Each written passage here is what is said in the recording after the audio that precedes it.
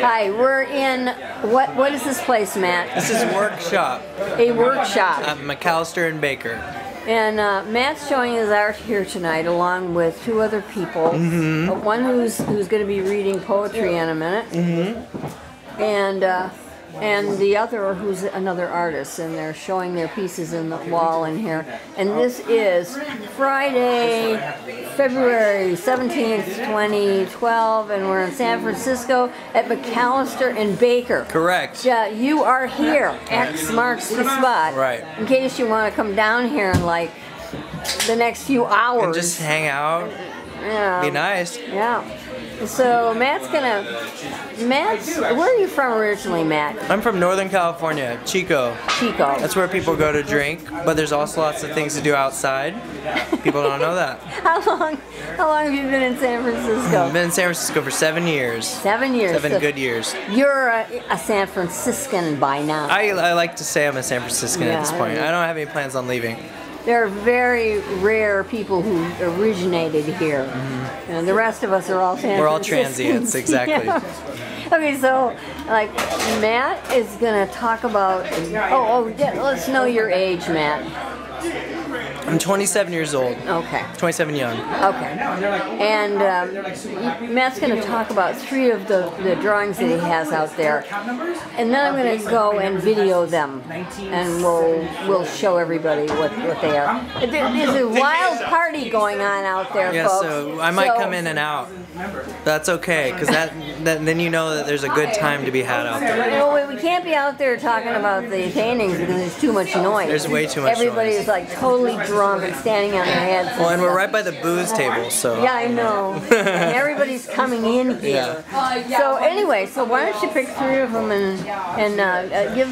Do they have titles? Do your pieces have titles? They do. I don't really know them offhand because I just wrote them down. But so I can just tell you how I got into this whole thing. I think that's an interesting story. So I was a journalism major. I went to school for about 5-6 years, and I got really sick of writing, and so I thought maybe I could learn how to draw. And so I started doing a few comics, and my friends really liked them, and that was enough for me.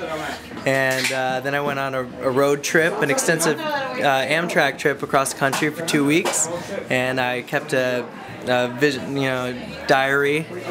And you mean a visual? A visual diary, right? I wasn't writing. I was sketchbook or something. Yeah, and I had a bag of dirty pastels, and I had like Sharpies, and so I was drawing every day, and I was like, oh, I feel really happy when I do this, a lot more happy than when I'm writing articles. And so I really get that. I really do. When you're sitting down, or when I am sitting down painting, I think to myself, I couldn't be happier than I am right now. Why don't I do this more? Did that happen to you? Definitely. Sorry, I don't know whether to look at your eyes or at the camera. Look at the camera, please. Okay. I know. I want to make eye contact with you, but I guess the eye contact is here.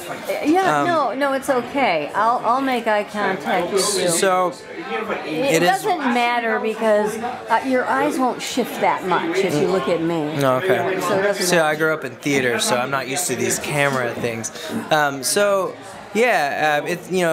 is a really good transition from writing because they're both concept based. I like my pieces to be like a scene of some sort where you could look at it and kind of understand, maybe what happened before and after. And so to me, it seems like the same thing as writing, just kind of a little simpler, I guess. The art is simpler? Yeah, it's just, with writing, you're taking a lot of complex ideas and you're trying to explain them, but I feel like with this, it's like I put down a very simple concept and then people can make it, however they want it, so.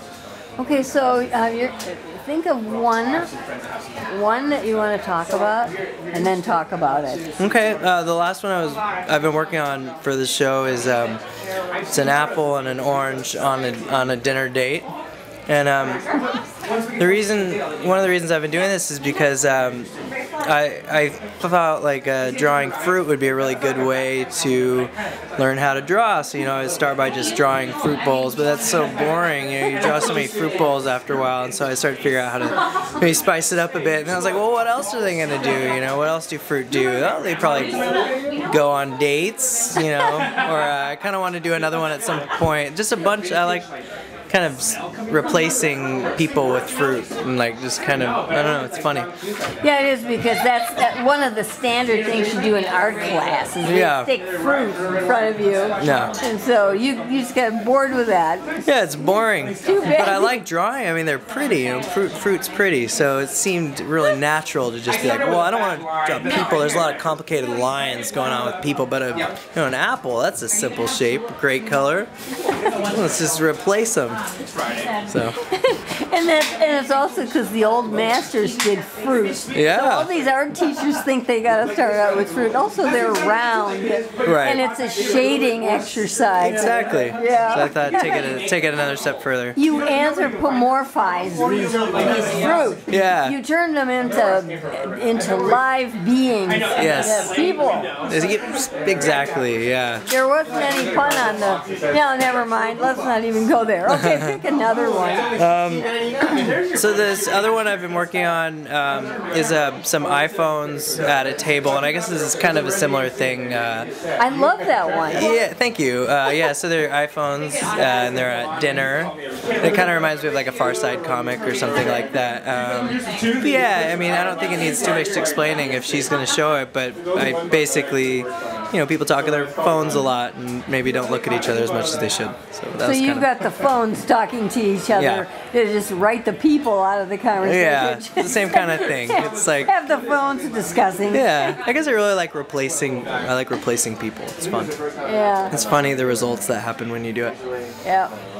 Ray Bradbury has a scary story about how the telephone company takes over the world. The telephone. The telephone company takes over. Oh, okay. Starts attacking the guy who's making the call. Anyway, so pick another one.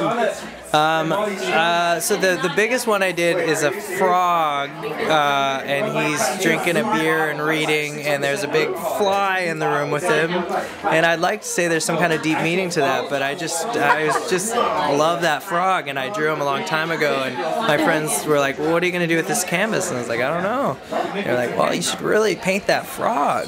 You know, it'd be funny to do such a silly cartoon on such a big scale with acrylic." And so I thought, so why did you like the frog? He's just cute, you know. He's a cute frog.